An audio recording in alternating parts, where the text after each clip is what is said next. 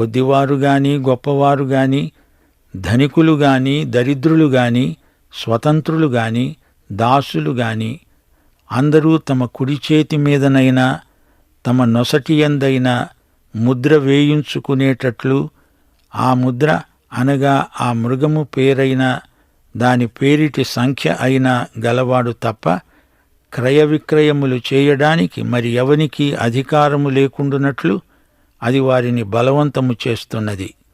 బుద్ధిగలవాడు మృగము యొక్క సంఖ్యను లెక్కింపనీయండి, అది ఒక మనుష్యుని సంఖ్యే. ఆ సంఖ్య 666. ఇందులో జ్ఞానము కలదు. ప్రియశ్రోతలు వింటున్నారా? మొదటి మృగము సముద్రములో నుండి వచ్చింది.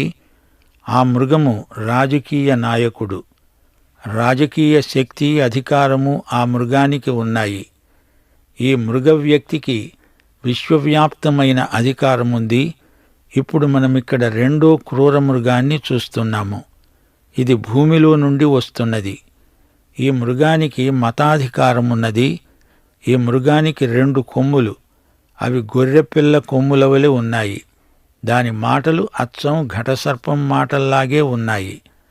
మొదటి మృగాన్ని గుర్తించిన మీదట రెండో మృగాన్ని గుర్తుపట్టడం చాలా సులభం. మొదటి మృగం సముద్రంలో నుంచి వచ్చింది.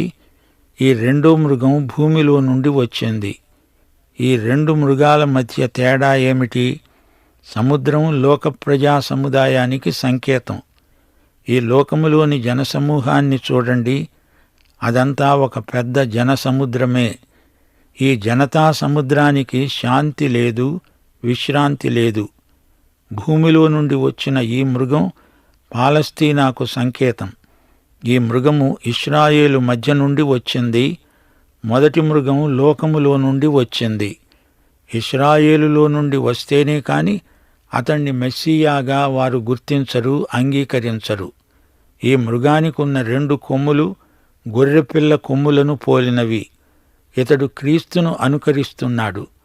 మొదటి మృగ వ్యక్తి క్రీస్తును వ్యతిరేకించాడు. అతడు అంత్యక్రీస్తు. రెండో వ్యక్తి క్రీస్తును అనుకరించే నకిలీ క్రీస్తు.